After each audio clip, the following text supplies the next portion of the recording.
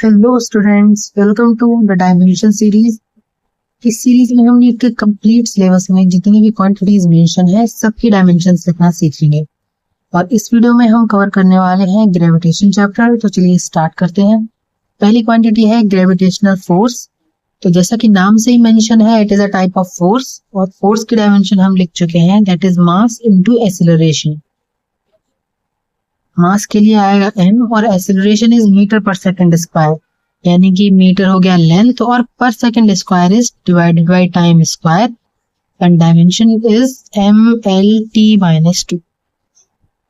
Okay, बाकी gravitational force का जो फॉर्मूला होता है that is F is equals to G m1m2 divided by r square. Okay, where F is the force between masses m1 and m2 placed at a distance r and G is universal gravitational constant। तो हम इस फॉर्मूले से भी इसकी dimension निकाल सकते हैं, लेकिन आएगी वो इसी के बराबर, क्योंकि gravitational force is a type of force. तो फोर्स की डायमेंशन फोर्स के बराबर ही होगी, that is mass into acceleration. Okay, next quantity is gravitational constant, that is G। और ये फॉर्मूला आता है न्यूटन्स लॉ ऑफ ग्रेविटेशन से, that is F is equals to G m1m2 divided by r square। अगर G is the universal gravitational constant, इसकी हमें dimension निकालनी है। इसके लिए सॉल्व करेंगे। G is equals to F r square divided by m1 and m2। Okay, force की dimension यहाँ से हो जाएगी mlt-2, अभी हमने निकाली है, और मल्टीप्लाइड बाई r स्क्वायर यानी कि लेंथ का square, divided by m1 m2 यानी कि दोनों मासेस ही हैं, तो डिवाइड हो जाएगा m स्क्वायर से। सॉल्व कर लेंगे इसको, m की पावर -1 हो जाएगी एंड l का क्यूब हो जाएगा और t टू द पावर -2। तो ग्रेविटेशनल कांस्टेंट की डायमेंशन यहाँ से क्या आ जाएगी, m-1 l cube t -2। Okay, next is gravitational field intensity, जिसको कि I से डिनोट करते हैं। फॉर्मूला होता है ग्रेविटेशनल फील्ड इंटेंसिटी का फोर्स पर यूनिट मास, और by definition gravitational field intensity is the force applied on one unit mass. तो अगर हम इसकी डायमेंशन डायरेक्टली लिखना चाहेंगे इसी फॉर्मूले से, तो वो हो जाएगी mlt-2, दैट इज फोर्स की dimension, and divided by m, and it comes out to be lt-2, जो कि एक्सेलरेशन के बराबर होगी। तो ग्रेविटेशनल फील्ड इंटेंसिटी की डायमेंशन एक्सेलरेशन के ही बराबर होती है। और अगर हम ग्रेविटेशनल फील्ड इंटेंसिटी को डेफिनेशन से समझना चाहते हैं, तो लेट्स से अज्यूम यहाँ पर ये कोई मास m है, तो इसका एक ग्रेविटेशनल फील्ड होगा, यानी कि एक ऐसा रीजन जहां पर इसके द्वारा ग्रेविटेशनल फोर्स अप्लाई किया जाएगा, जो कि इससे शुरू होकर और इनफाइनाइट या इन्फिनिटी तक होगा। यानी क्योंकि gravitational force is a long range force, तो किसी भी ऑब्जेक्ट का ग्रेविटेशनल फील्ड उससे शुरू होकर इनफाइनाइट तक जाता है। So gravitational field intensity is the measure of the strength of the gravitational force, यानी कि ये यहाँ से लेकर इन्फिनिटी तक इस रीजन में ग्रेविटेशनल फोर्स लगाएगा। तो पर्टिकुलर पॉइंट पर इसके ग्रेविटेशनल फोर्स की कितनी स्ट्रेंथ होगी वो पता लगता है ग्रेविटेशनल फील्ड से। जैसे कि यहाँ पर अगर कोई मास स्मॉल m रख दिया जाए, तो इनके बीच फोर्स होगा F is equals to Gm on r square if it is placed at r। Okay, तो ये जो फोर्स है वो इन दोनों की वजह से है, इसकी वजह से इस पर और इसकी वजह से इस पर, यानी कि Gm1m2 divided by r square. तो ये जो फोर्स है ये इन दोनों पेयर की वजह से है, एक दूसरे की वजह से है। और अगर हम इस पॉइंट पर एक यूनिट मास रख देते हैं, दैट इज लेट्स से 1, एक यूनिट मास हमने रख दिया है, तो इस पर कितना फोर्स लगेगा, that is F Gm divided by r square, यहाँ पर 1 आएगा फोर्स, और पर यूनिट मास हमने लिख दिया, दैट इज इंटेंसिटी। ये बताता है कि इस पॉइंट पर कोई भी मास रखा जाएगा तो उस पर कितना फोर्स लगेगा, यानी कि अगर हम 2 यूनिट रखते हैं तो इंटेंसिटी मल्टीप्लाइड बाय 2, 3 यूनिट रखते हैं तो इंटेंसिटी मल्टीप्लाइड बाय 3, यानी कि उसी के मल्टीपल में चलेगा। यानी कि इंटेंसिटी का मतलब हो गया इस पॉइंट पर अगर यूनिट मास रख दिया जाएगा तो कितना फोर्स एक्सपीरियंस करेगा। ओके, तो ये फॉर्मूला हो गया Gm/r²। इससे भी हम डायमेंशन निकाल सकते हैं और या फिर डायरेक्टली उससे निकाल सकते हैं कि फोर्स पर यूनिट मास। ओके, और यहां से निकालना चाहेंगे तो G की डायमेंशन अभी हमने निकाली थी, that is m-1 L³ T-2। तो G की डायमेंशन यहां से आ जाएगी m-1 L³ and T-2 and multiplied by m divided by r²। Okay, solve करेंगे तो m से m कैंसिल आउट हो जाएगा यहाँ पर, और यहाँ से ये L बचेगा और T-2। Okay, dimension force divided by mass यानी कि एक्सेलरेशन के बराबर ही आई है L-T-2।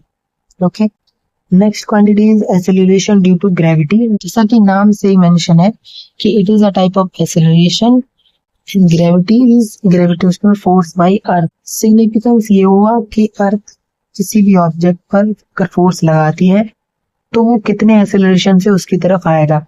तो ये एक्सेलरेशन है तो इसकी डायमेंशन एक्सेलरेशन के बराबर ही हो जाएगी, दैट इज मीटर पर सेकेंड स्क्वायर यानी कि L-T-2। यहाँ से हम एक चीज देख सकते हैं कि ग्रेविटेशनल फील्ड इंटेंसिटी और एक्सेलरेशन ड्यू टू ग्रेविटी या फिर नॉर्मल एक्सेलरेशन दोनों की डायमेंशन सेम ही आएगी। ओके, तो हम यहाँ से लिख सकते हैं, ये बात बहुत इंपॉर्टेंट है, that is gravitational field intensity and acceleration due to gravity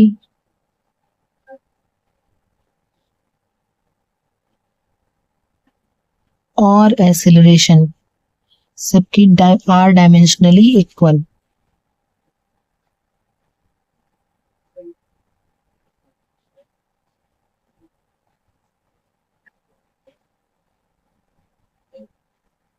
quantity is gravitational potential, denote करते हैं V से एंड फॉर्मूला होता है वर्क डन पर unit mass.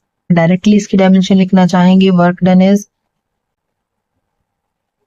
Force into displacement and divided by mass. Force की dimension यहाँ से हो जाएगी m/L-T-2 into length and divided by mass. Mass से मास कैंसिल आउट हो जाएगा and L² T-2। Gravitational potential की डायमेंशन क्या हो जाएगी L² T-2। और ग्रेविटेशनल पोटेंशियल को अगर हम बाय डेफिनेशन समझें तो ग्रेविटेशनल पोटेंशियल की डेफिनेशन जो होती है that is work done to bring unit mass from infinity to the gravitational field. यानी कि हमने किसी यूनिट मास इन्फिनिटी से उठाया और m मास की ग्रेविटेशनल रीजन में रख दिया, तो हमें कितना वर्क करना पड़ा, that is V। Next quantity is gravitational potential energy. नाम से मेंशन है it is type of potential energy और एनर्जी की डायमेंशन वर्क के बराबर होती है, को U से डिनोट करते हैं, दैट इज, और वर्क की डायमेंशन हम लिख चुके हैं force into displacement and that is m/L-T-2 into length.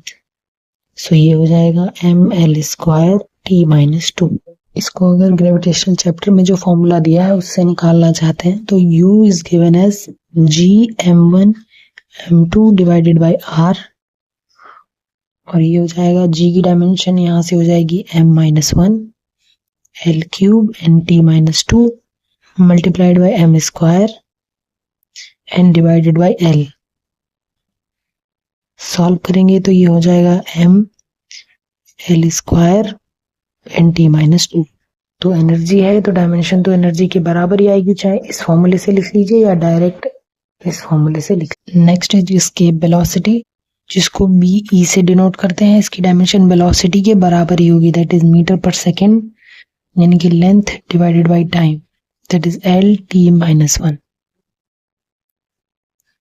Next is orbital velocity, ये भी एक टाइप ऑफ वेलोसिटी ही है, तो इसकी डायमेंशन भी L-T-1 हो जाएगी। अगर इनको फॉर्मूले से करना है तो इसके वेलोसिटी का फॉर्मूला होता है that 2Gm divided by r under root. तो इसको सॉल्व कर सकते हैं, 2 की डायमेंशन होगी नहीं, G की dimension m-1 L³ T-2 into m and divided by L and complete under root. Solve करेंगे इसको, L² यानी L² T-2 अंडर रूट और ये आ जाएगा Lt-1। ओके, ऑर्बिटल वेलोसिटी का फॉर्मूला सिंपल Gm/r होता है, तो डायमेंशनली यही सॉल्व करके आएगा। 2 इज अ प्योर नंबर, इसकी डायमेंशन नहीं आएगा। Next is binding energy of satellite. It is a type of energy. Again इसको भी हम दो तरीके से सॉल्व कर सकते हैं। पहला तो डायरेक्ट कि ये टाइप ऑफ एनर्जी है तो इसकी डायमेंशन एनर्जी के बराबर हो जाएगी, that is ml² T-2। Next अगर आप इसको फॉर्मूले से सॉल्व करना चाहते हैं तो बाइंडिंग एनर्जी का फॉर्मूला होता है नेगेटिव ऑफ टोटल एनर्जी। यहाँ आप कह सकते हैं कि magnitude wise binding energy is total energy. Significance ये है कि किसी बाउंडेड सिस्टम की टोटल एनर्जी नेगेटिव होती है, और अगर हम उस सिस्टम को उतनी ही पॉजिटिव एनर्जी दे देते हैं तो टोटल एनर्जी 0 हो जाएगी, और तो वो सिस्टम फ्री हो जाएगा, बाउंडेड नहीं रहेगा। तो binding energy is the positive of total energy. Total energy का फॉर्मूला होता है Gm1m2 divided by 2r। Negative होता है लेकिन बाइंडिंग एनर्जी के लिए पॉजिटिव आएगा। ओके, तो अगर इसको सॉल्व करेंगे तो ये पोटेंशियल एनर्जी के बराबर ही आएगा। तो डायमेंशनली अगर आप इन दो फॉर्मूलों को कंपेयर करते हैं तो Gm1m2 divided by r and here is Gm1m2 divided by r। Dimensionally ये सॉल्व होके यही आएगा, that is energy. Next quantity is Kepler's constant, और ये आती है टाइम और रेडियस के रिलेशन से, जो कि थर्ड लॉ है केपलर्स का, that is T² is directly proportional to r³, where T is the time period of a satellite and r is the radius of the orbit. T² is equals to k into r³, where k is Kepler's constant. इसकी dimension लिखेंगे तो k is equals to T² divided by r³ हो जाएगा, and T² is time square divided by r is the length, तो l का cube, और dimensionally ये हो जाएगा L-3T²। तो ये थी वो सारी क्वांटिटीज जो ग्रेविटेशनल चैप्टर में मेंशन है। तो अप्रॉक्स हर क्वांटिटी को निकालने के दो मेथड्स हो सकते हैं। तो पहला मेथड हो सकता है कि आप उसके गिवन फॉर्मूले से, जो उस चैप्टर में आप पढ़ रहे हैं उससे जाएं। तो फॉर्मूले में जितनी भी क्वांटिटीज इंक्लूडेड हैं उन सबकी डायमेंशन आपको पता होना जरूरी है। दूसरा तरीका ये हो सकता है कि आप उसकी डेफिनेशन को जानते हैं, आपको पता है कि वो किस बेसिक क्वांटिटी से डिराइव्ड है, तो उस क्वांटिटी के किसी बेसिक फॉर्मूले से भी आप डायमेंशन निकाल सकते हैं। जैसे कि यहाँ पे हमने पोटेंशियल एनर्जी को डायरेक्ट फोर्स इनटू डिस्टेंस लिखा, क्योंकि हमें पता है कि एनर्जी की डायमेंशन वर्क के बराबर होती है और वर्क की डायमेंशन फोर्स इनटू डिस्प्लेसमेंट आएगी। और बेसिक फॉर्मूले से अगर जाते हैं तो ये कंप्लीट फॉर्मूला सॉल्व करना पड़ेगा, जिसमें हमें जी की डायमेंशन पता होना जरूरी है। तो बेसिक फॉर्मूले से जाना इजी पड़ता है, क्योंकि अगर कोई ऐसा कांस्टेंट आ गया जिसकी आपको डायमेंशन तुरंत याद नहीं है तो पहले आपको उसकी डायमेंशन निकालनी पड़ेगी, फिर उसके बाद उसको आप सॉल्व कर पाएंगे।